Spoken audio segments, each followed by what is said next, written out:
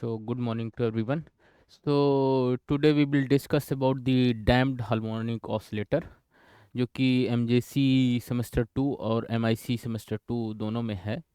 इसको हम लोग डिटेल में पढ़ेंगे, इसका equation of motion and then इसको सॉल्व करेंगे कि कैसे क्या इक्वेशंस आते हैं। इक्वेशन ऑफ मोशन पहले निकालेंगे, फिर उसको सॉल्व करेंगे। तो यहाँ पे मैंने ड्रॉ किया हुआ है, एक मान लिया कोई आपका वेव है, ठीक है ना। वो क्या करेगा, धीरे धीरे अगर उसका एम्पलीट्यूड घटने लगे तो उसको बोलते हैं डैम्प्ड, मतलब घट रहा है, डैम्पिंग हो रही है उसमें, ठीक है ना। तो इसी को हम लोग, इसी के अकॉर्डिंग हम लोग हार्मोनिक ऑसिलेटर का इक्वेशन ऑफ मोशन निकालेंगे। So in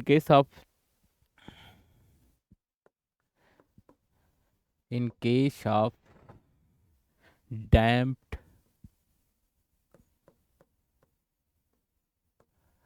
harmonic oscillator, the amplitude, ये जो एम्पलीट्यूड है धीरे धीरे घटता जाता है, ठीक है ना। Amplitude of vibration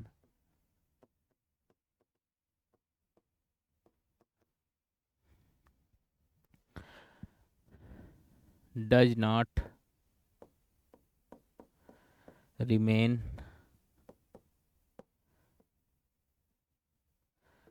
constant but decreases gradually.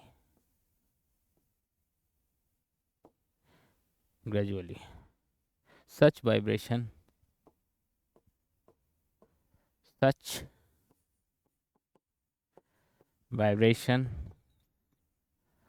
are called damp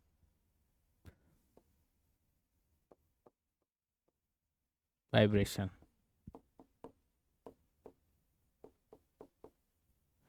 And decay of amplitude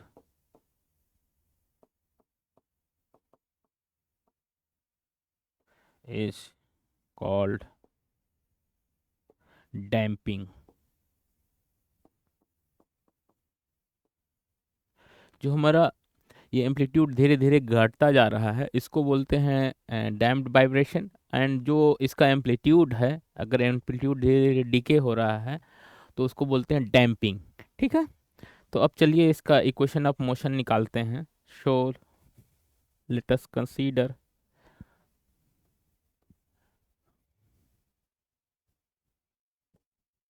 let the mass of particle क्या है, m है।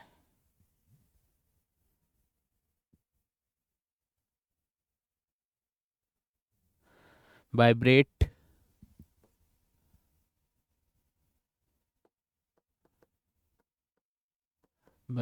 अंडर किस पे, restoring force.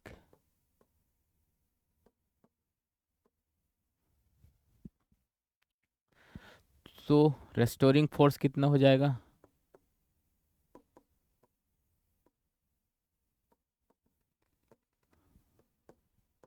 Minus K into x.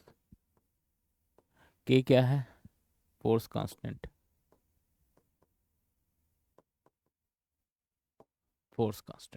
ठीक है। एंड देन पहला फोर्स, दो फोर्स कम करेंगे, दूसरा फोर्स जो होगा वो फ्रिक्शनल फोर्स होगा। फ्रिक्शनल फ्रिक्शनल फोर्स क्या करेगा, उसको डैम्पिंग के कारण जो आएगा,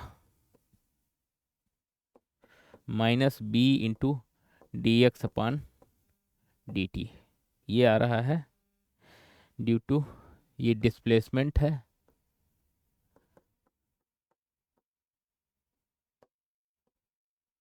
ये डैम्पिंग के कारण आ रहा है,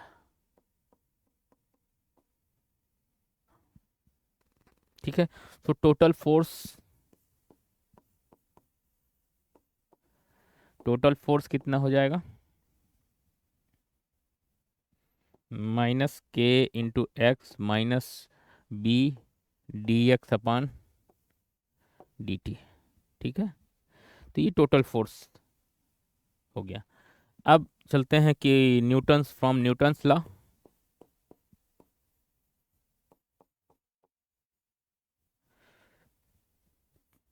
न्यूटन्स लॉ से हम क्या जानते हैं, एफ क्या होता है, force M mass multiplied by acceleration D two X upon D T square. ये क्या है, एक्सीलरेशन है और ये मास है। ठीक है ना, तो total force F equal to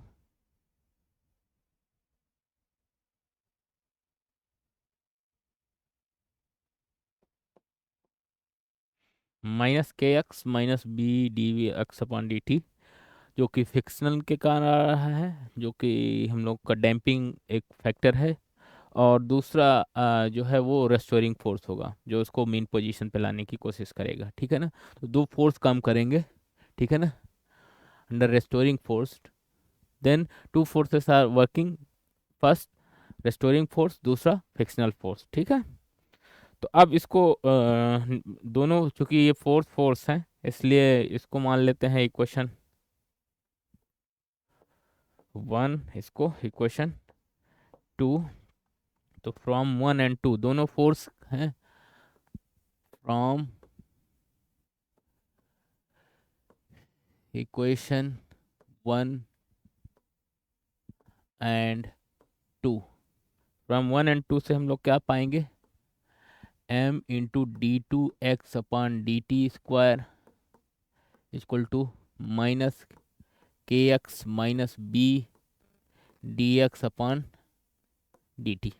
ठीक है, इसको थोड़ा सा रीअरेंज करेंगे, इसको इधर ले आएंगे, तो M D two X upon D T square plus B D X upon D T plus K X equal to zero.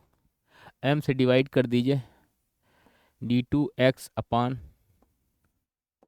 D T square plus B upon M D X upon D T plus K upon M into X equal to zero. So this is called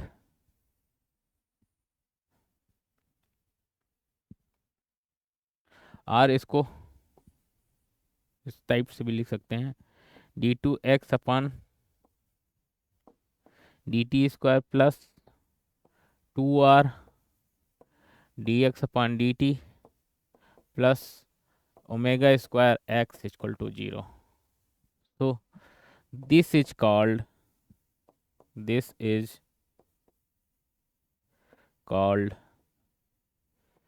equation of motion for damped oscillator। ठीक है, where to R क्या है, two R की value B upon M and omega square की value के upon M. ठीक है, so this is called equation of motion for damped oscillator.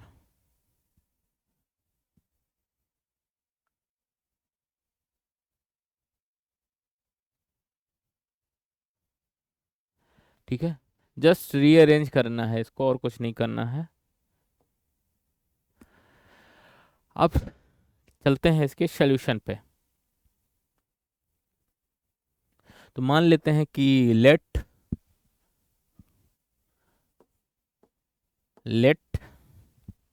The solution of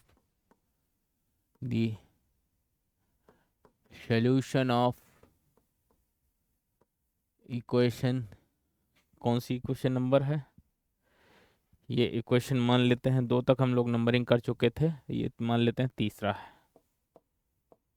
ठीक है, let the solution of equation 3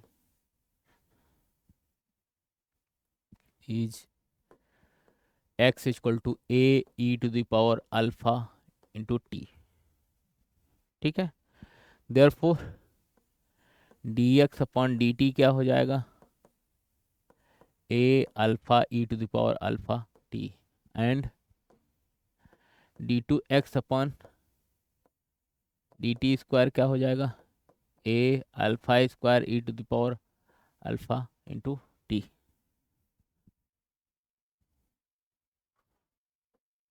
ठीक है, putting these values in equation 3,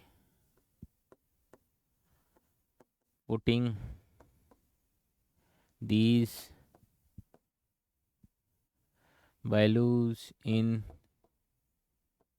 equation 3 में रख दीजिए. यही D X upon D T की D two X upon D T square की वैल्यू हम लोग उस पर रखेंगे तो क्या बचेगा,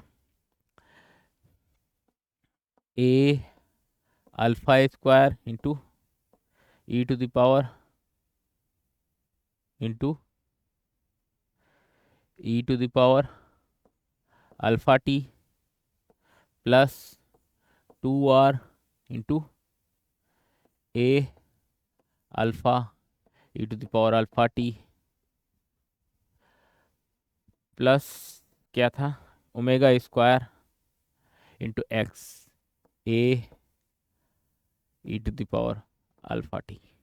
ठीक है, omega square equal to 0.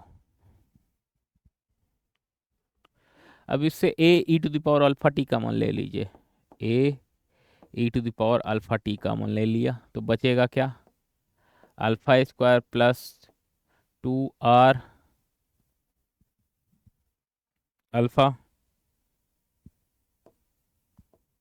Plus omega square equal to 0. Since हमने ये सोल्यूशन मान के चला है कि x इक्वल टू क्या है, A E to the power alpha T है, therefore this term is not 0. Since a e to the power alpha t is non-zero, therefore क्या होगा, ये होगा bracketed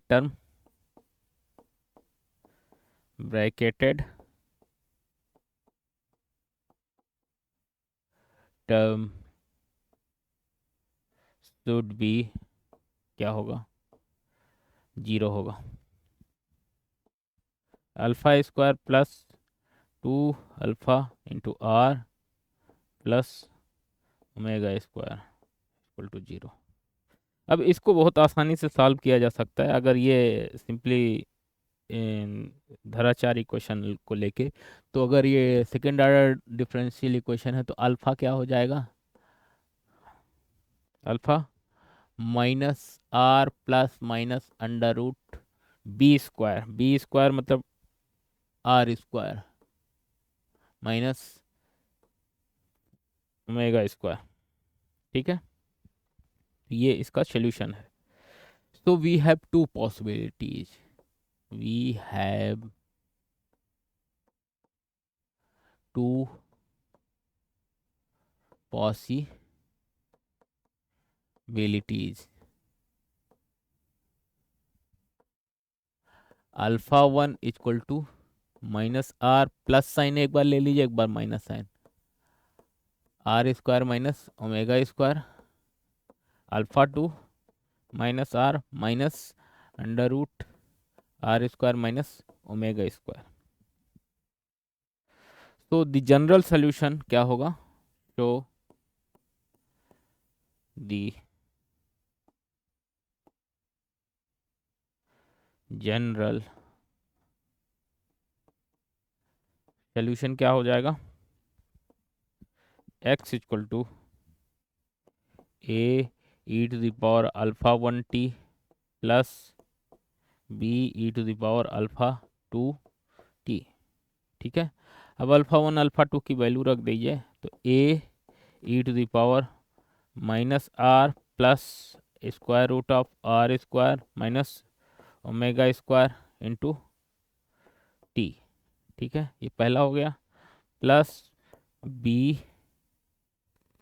into E to the power minus R minus under root R square minus omega square into T. So X equal to, ये इसका क्या हो गया, general solution हो गया इस डैम्प्ड ऑसिलेटर का। ठीक है ना, where A and B are constant constant. ठीक है, अब यहाँ पे हम लोग तीन केसेस डिस्कस करेंगे। केस वन के केस में, केस वन, व्हेन आर क्या हो जाए, इज ग्रेटर देन ओमेगा, मतलब जो आर फैक्टर लिए हैं, तो उस केस में क्या होगी, हैवी डैम्पिंग होगी। HEAVY हैवी डैम्पिंग या ओवर डैम्प्ड डैम्पिंग होगी। ठीक है, इस केस में जो डिस्प्लेसमेंट x होगा, in this case, in this case displacement, in this case the displacement x decreases exponentially। दूसरा केस क्या है, केस सेकेंड, क्या हो जाए, r इक्वल टू क्या हो जाए, ओमेगा हो जाए। इसको बोलते हैं क्रिटिकल डैम्पिंग, क्रिटिकल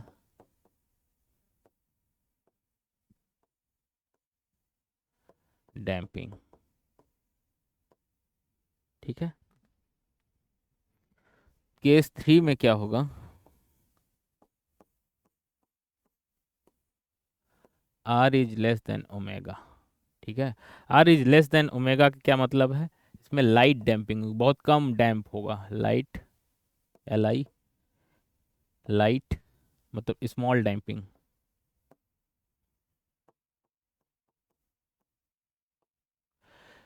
तो इस केस में मैंने क्या बताया कि जब r is much greater than क्या होगा, ओमेगा होगा, तो हैवी डैम्पिंग होगा या ओवर डैम्प बोलते हैं। इस केस में जो एम्पलीट्यूड होगा बहुत एक्सपोनेंशियली डिक्रीज करेगा। ठीक है, और दूसरा केस हम लोगों ने r इक्वल टू ओमेगा पे क्रिटिकल डैम्पिंग होगी, मतलब इसको एक स्टैंडर्ड क्रिटिकल डैम्पिंग बोल देते हैं। और r is less than omega पे क्या होगा, लाइट डैम्पिंग होगी, बहुत बहुत कम डीके होगा उसमें, तो उसको लाइट डैम्पिंग बोलेंगे। ठीक है, तो इस केस में ये आएगी। ठीक है, तो आज हम लोगों ने जो देखा, ये अब इस केस में क्या होगा, इन दिस पोजीशन जो टर्म होगा, in this position the term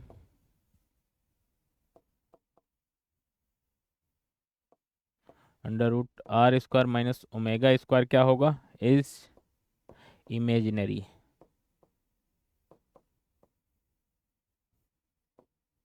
imaginary होगा। ठीक है, तो इसको क्या, and can be written as, and can B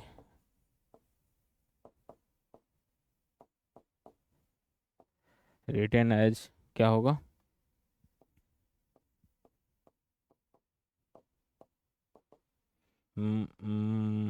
I into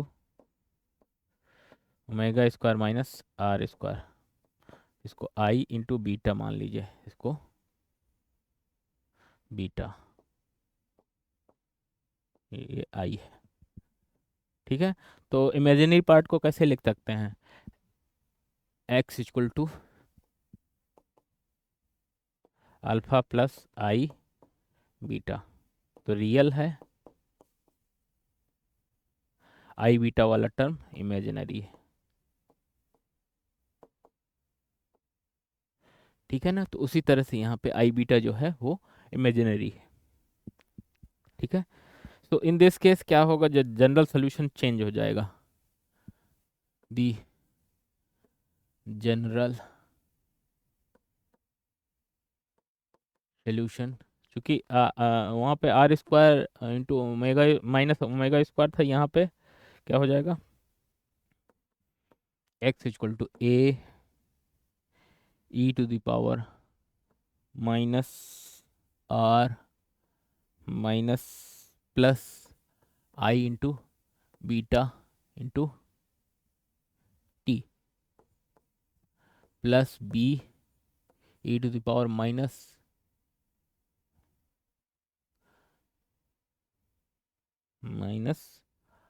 are minus I beta into T. ठीक है, अब E to the power alpha वाला टर्म कॉमन ले लीजिए, E to the power R T वाला, X equal to E to the power minus R into T common ले लीजिए। A क्या बचा, E to the power I beta T plus E to the power I B into E to the power minus I beta T. ठीक है,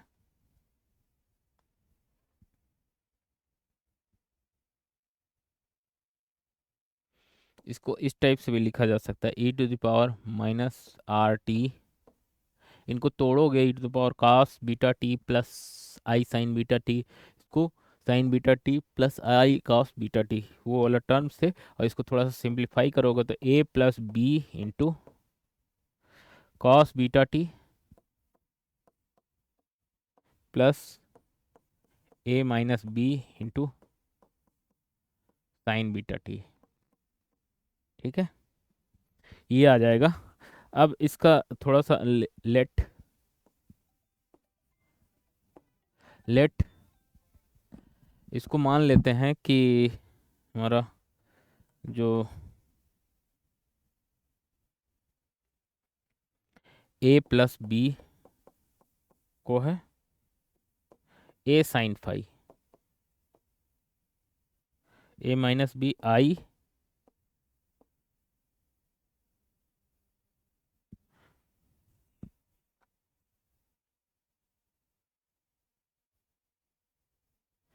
आई a minus b को a cos phi. ठीक है, तो ये क्या चेंज हो जाएगा, एक्स क्या हो जाएगा, a E to the power minus r t sine phi cos beta T plus a cos plus cos phi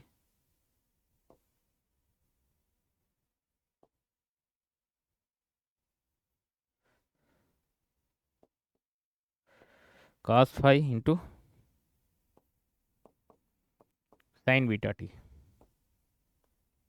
ठीक है, तो ये एक्चुअल में क्या लिखा हो, साइन ए प्लस बी का फॉर्मूला है, तो ये क्या बन गया, a E to the power minus r t sine sine beta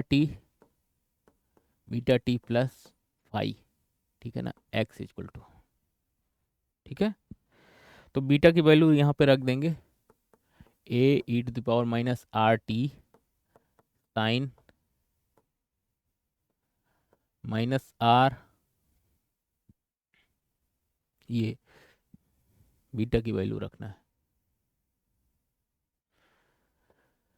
square root of omega square minus are square into T plus phi. ठीक है, ये हो गया इक्वेशन, मान लिया 3 तक हम लोगों ने नंबरिंग कर दिया था, ये मान लिया 4 है,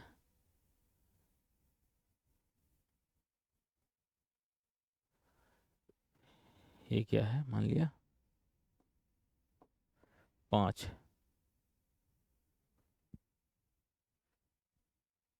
इसको नहीं, इसको मान लेते हैं 5। ठीक है, this is the solution of for damped harmonic oscillator. This is the solution for damped harmonic oscillator for case 3। ठीक है, अब इससे आप एम्पलीट्यूड निकाल सकते हो, फ्रीक्वेंसी निकाल सकते हो। फ्रीक्वेंसी एफ क्या हो जाएगा, omega square minus are square, और टाइम पीरियड क्या हो जाएगा 2 पाई बाई ओमेगा, ये 2 पाई बाई एफ। ठीक है ना, तो 2 पाई बाई ओमेगा से ये निकल जाएगा 2 पाई बाई बीटा। ठीक है, तो इससे निकल जाएगा। अब क्या करेंगे हम लोग, जस्ट एक बार क्विकली रिवाइज कर लेंगे कि क्या क्या हम लोगों ने किया। तो आज हम लोगों ने डैम्ड हार्मोनिक ऑसिलेटर देखा। तो इसमें क्या होता है कि मतलब जो एम्पलीट्यूड है वो धीरे धीरे घटता जाता है, तो उसको बोल देते हैं डैम्प्ड वाइब्रेशन। और जो एम्पलीट्यूड घट रहा है उसको हम लोग डैम्पिंग बोल देते हैं। ठीक है, तो इसके लिए इसके बाद हम लोगों ने इसका इक्वेशन ऑफ मोशन निकाला। मान लेते हैं कि इसका पार्टिकल का मास m है, तो उसमें दो टाइप के फोर्स काम करेंगे, एक तो रेस्टोरिंग फोर्स काम करेगा, एक फिक्शनल फोर्स काम करेगा। ठीक है ना, तो रेस्टोरिंग फोर्स हम लोग ऑलरेडी पढ़ चुके हैं, -kx होता है, और दूसरा फिक्शनल फोर्स जो है -b dx/dt होता है। ठीक है ना, तो टोटल फोर्स क्या हो जाएगा, दोनों को जस्ट ऐड कर देंगे, तो -kx-b dx/dt हो जाएगा। फ्रॉम न्यूटन सेकेंड लॉ से आप लोग जानते हो कि एफ को क्या लिख सकते हैं, m × d2x/dt² लिख सकते हैं। ठीक है, तो जहाँ पे d2x/dt² क्या है, एक्सेलरेशन है।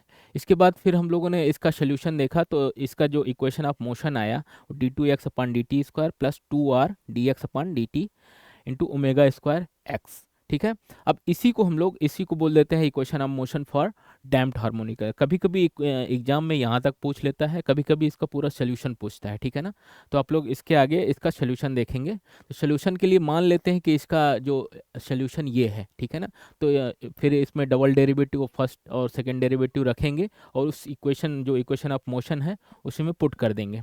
ठीक है, तो जैसे ही पुट करेंगे तो ये हमारा सोल्यूशन आ जाएगा इसका, और जो नेट सोल्यूशन है वो ये एग्जैक्ट जो फाइनल सोल्यूशन हमारा ये आ जाएगा। ठीक है, अब इसके बाद फिर चलते हैं कि इसके केसेस हम लोग डिस्कस करें। तो केसेस में आर मान लेते हैं, R is greater than omega, तो उसमें क्या होगी, हैवी डैम्पिंग होगी। ठीक है ना, और डिस्प्लेसमेंट क्या होगा, X decreases exponentially. Second case में क्या होगा, आर इक्वल टू ओमेगा होगा, क्रिटिकल डैम्पिंग होगी। ठीक है, थर्ड केस में क्या होगा, R is less than omega, उसमें लाइट डैम्पिंग होगी।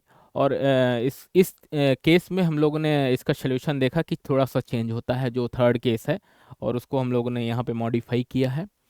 तो ये इसका थर्ड केस में जो सोल्यूशन आया है, अब उससे हम लोग फ्रीक्वेंसी, टाइम पीरियड, एम्पलीट्यूड ये सब डिस्कस कर सकते हैं। ठीक है ना, तो T equal to 2 pi by ये ओमेगा। ठीक है, तो आज हम लोग यहीं पे समाप्त करते हैं, और नेक्स्ट क्लास में हम लोग इसी के आगे डिस्कस करें। So thank you so much.